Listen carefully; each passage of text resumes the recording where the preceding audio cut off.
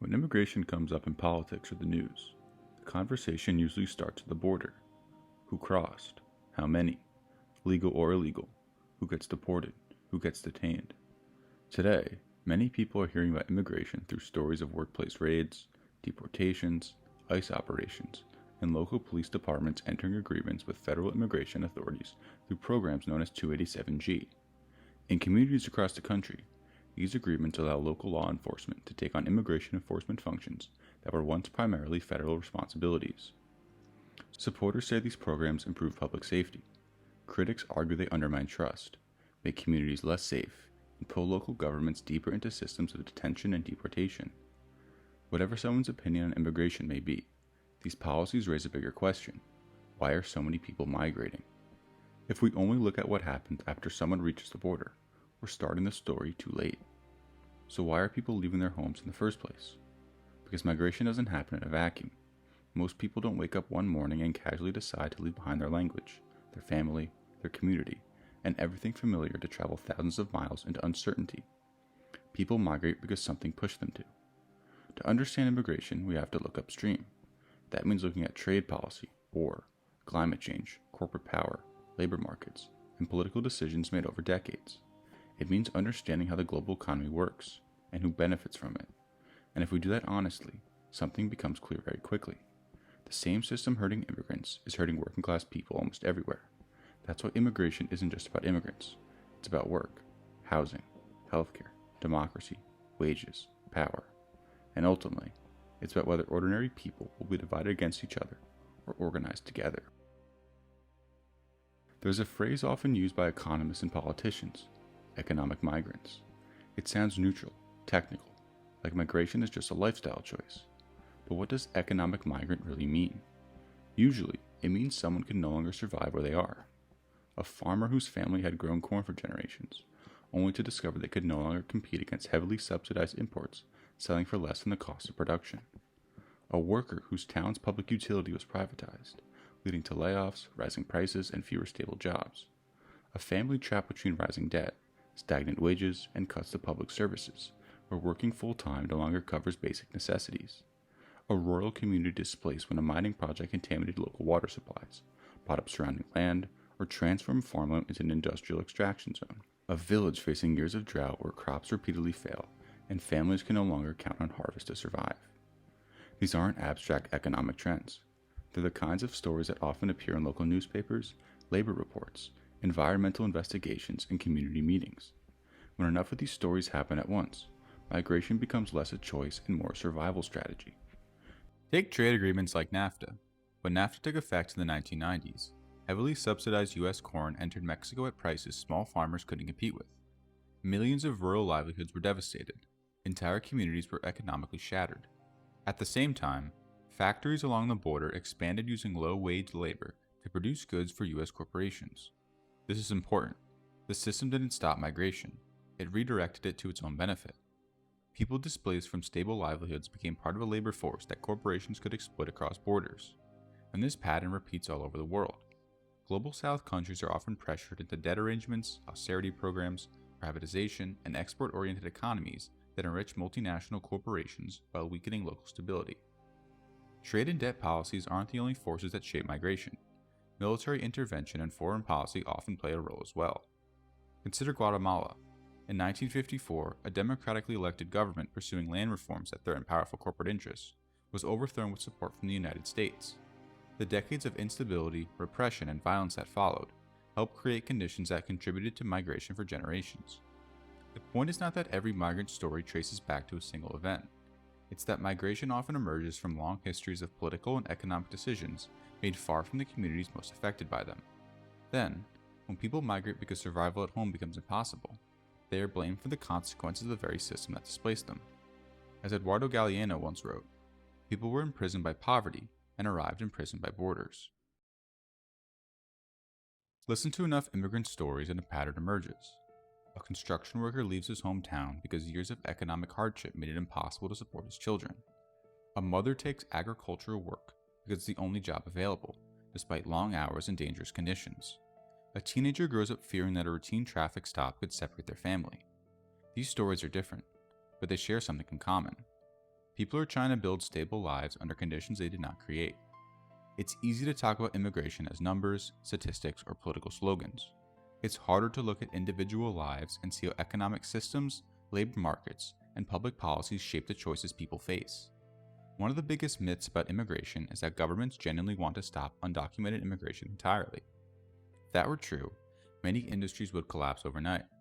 Agriculture, construction, meatpacking, warehousing, hospitality, domestic labor, food processing. The reality is more contradictory. The economy often depends on immigrant labor, while the political system criminalizes the workers providing it. Why? Because vulnerability is profitable. A worker who fears deportation is easier to underpay, less likely to report abuse, less likely to organize, less likely to strike, less likely to demand healthcare or safer conditions. This is not accidental.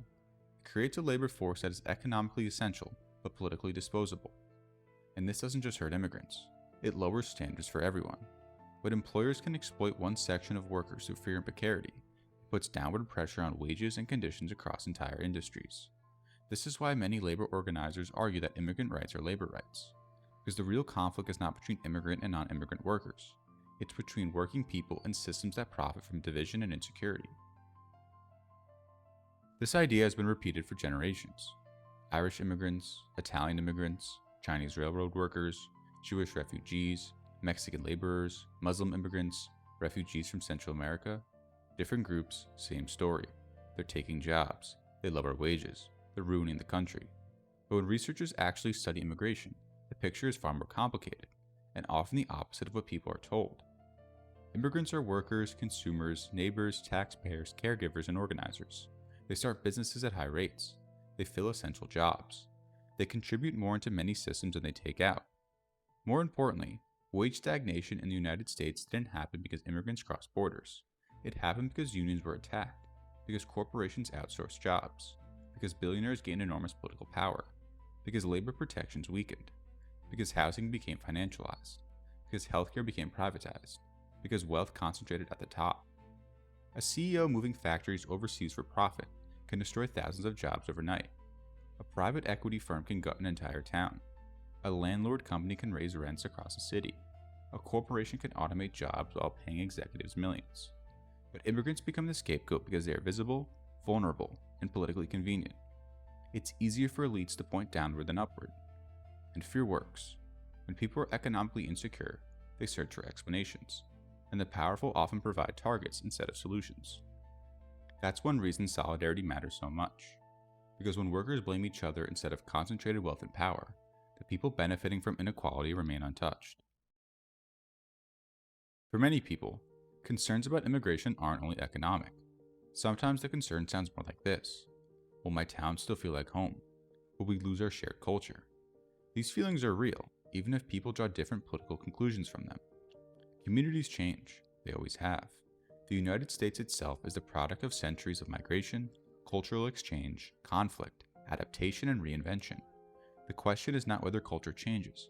Culture is always changing. The question is who gets to participate in shaping it.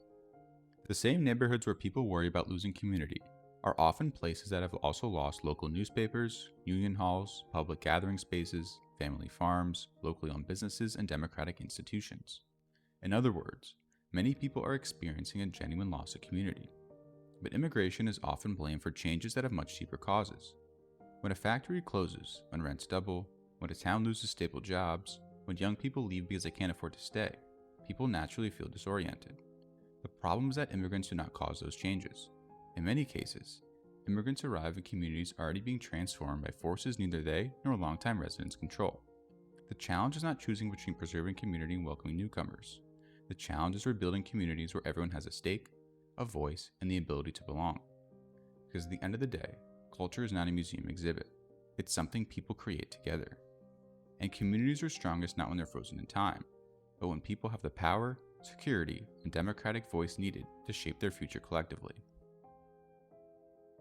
After 9/11, immigration enforcement expanded dramatically under the language of national security. Agencies like ICE gained enormous power. Surveillance increased, detention centers expanded, deportation machinery intensified. Over time, immigration enforcement became deeply tied to policing, incarceration, and private profit. Private prison companies began making billions from immigrant detention. Entire local economies became financially dependent on detention facilities. Politicians competed over who would appear tougher on immigration, and fear spread far beyond undocumented people. Mixed-status families live with constant anxiety. Children fear parents disappearing. Workers fear speaking up. Communities fear cooperation with schools, hospitals, or local government. This damages democracy itself, because democracy depends on trust, participation, and collective life. Fear destroys all three. And history shows that systems built to target one population rarely stay limited to that population forever. As Pastor Martin Niemöller warned in his famous First They Came reflection, whatever you allow your government to do to others, they will eventually do to you. Surveillance expands, police powers expand, civil liberties shrink, authoritarian politics gain legitimacy. When a society becomes comfortable with mass detention, militarized policing, and normalized dehumanization, everyone becomes less free. One example of this expansion is something called 287G. Most people have never heard of it, but its impact is enormous. 287G agreements allow local law enforcement agencies to collaborate directly with federal immigration enforcement. In practice, this means local police can act as immigration agents in various ways. Supporters claim this improves safety, but many studies and community organizations have found the opposite. Why? Because when immigrants fear police contact would lead to deportation, they become less likely to report crimes, less likely to cooperate as witnesses, less likely to seek help during emergencies. That makes entire communities less safe. Domestic violence survivors may stay silent. Workers may not report exploitation. Families avoid institutions altogether. And there's another problem. Programs like 287G increase the risk of racial profiling. When immigration enforcement becomes tied to local policing, ordinary traffic stops can become gateways into detention and deportation systems. People get targeted because of language, accent, neighborhood, or appearance. That erodes trust not just for immigrants, but for everyone living in those communities. And once local governments normalize cooperation with expanding federal surveillance and enforcement systems, democratic accountability weakens further. It's worth asking who benefits when neighbors become suspicious of one another, when workers fear reporting wage theft, when witnesses avoid reporting crimes, when communities stop trusting public institutions. The result is not just more deportations, it's weaker civic life, weaker worker power, less public safety, and less democratic participation for everyone. In that sense, programs like 287G don't only affect immigrants, they reshape the social fabric of entire communities. This is not only an immigration issue, it's a civil liberties issue, a labor issue, a community issue, a democracy issue. One of the biggest migration stories of the future is climate change. Rising seas, extreme heat, crop failures, water shortages, storm devastation, millions of people are already being displaced. And here's the uncomfortable reality. The countries most responsible for historical carbon emissions are often not the ones suffering first and worst. Meanwhile, wealthy countries increasingly respond not by addressing root causes, but by militarizing borders. In other words, the same economic model contributing to ecological collapse is preparing and enacting repression to manage the human consequences. Instead of justice, we get walls. Instead of redistribution, we get detention. Instead of cooperation, we get fear. But no border wall can stop climate breakdown. No detention center can solve drought. No deportation policy can reverse ecological collapse. The question is whether societies will respond through solidarity and transformation, or through escalating cruelty and authoritarianism. The most powerful thing working people have is each other. That's true whether someone was born in Texas, Mexico, Haiti, Palestine, or the Philippines.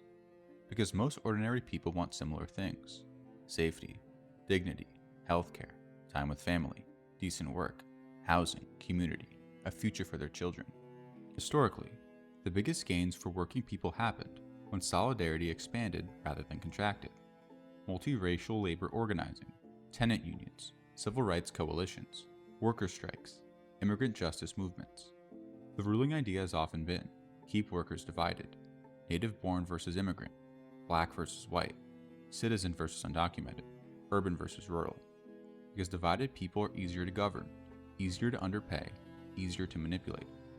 Solidarity changes the equation. When immigrant workers organize, labor standards rise. When unions include undocumented workers, employers lose leverage. When communities resist fear politics together, repression becomes harder to sustain.